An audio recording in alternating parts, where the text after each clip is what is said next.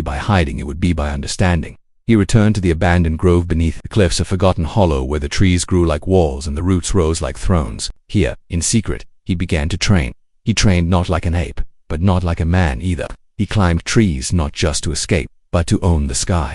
He learned to move like a shadow, fast, silent, unseen. He watched predators, how they tracked, how they paused, how they waited. He mimicked the hawk's dive, the serpent's stillness, the panther's crouch. Rava snuck in one day and laughed until Rue flipped him onto his back with a fluid motion. "You're not ape," Rava groaned, grinning. "You're something new." Days passed. The smoke grew thicker. The jungle trembled with waiting. And then one morning a single sound tore through the forest like a spear. Through still water, a human cry, high-pitched, dispetant, young. Aru. Naya and Rava locked eyes. A child, a human child, in the jungle. Jungle-Born Act 1. Scene 6. The Girl from the Fire. Cinematic prose. Scene duration.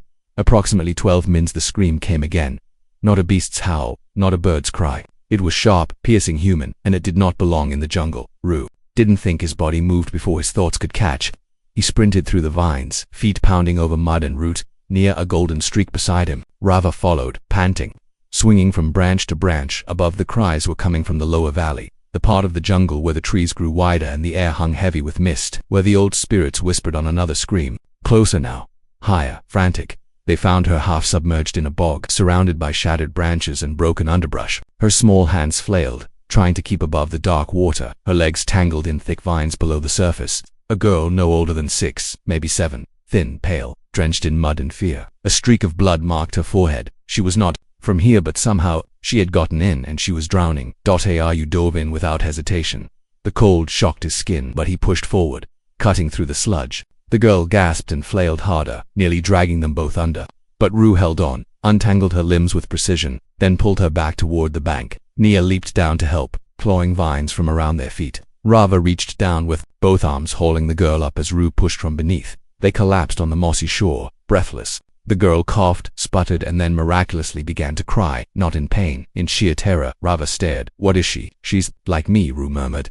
The girl looked up at him and froze. Her eyes, green and glassy, went wide. She reached out with a trembling hand and touched his face, not with fear, but awe. "You live here," she whispered. Her voice was dry, her accent unfamiliar. "You're real." Rue didn't answer. He didn't know how to answer. She sat up slowly, glancing around the jungle, blinking at Nia, who was now circling her with quiet curiosity.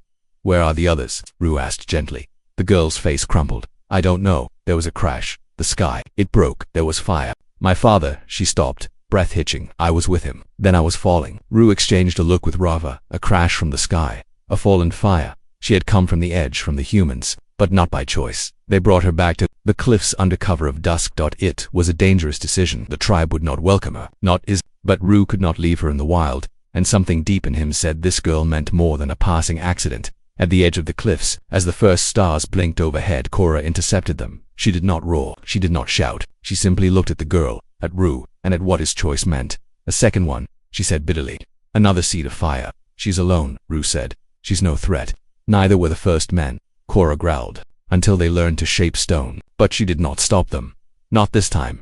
They gave the girl a warm ledge to sleep on, wrapped her in banana leaves and soft fur. Rava watched her with curiosity. Nia curled beside her without command, and Rue sat nearby, eyes locked on the sky. Didn't even know her way home before sleep took her. She whispered, "My name is Luma." Rue nodded. "I'm Rue." She smiled faintly. "That's not a real name." "It is here," he said. Jungle-Born Act I. Scene 7. Fire in the trees. Cinematic prose. Scene duration. 12 to 14 mins. The jungle was breathing faster now. Something had shifted, not just in the wind, or in the birdsong, but in the very soil. Roots recoiled. Insects disappeared. The trees, once alive with morning chatter, now stood in tense silence. Something was coming, and this time, it wasn't curious, it was hungry. Luma slept in a nest of soft leaves and moss beside Naya. For the first time since her fall, her face was peaceful, relaxed. But around her, the cliffs stirred with tension. Cora paced along the high ledge, watching the valley below.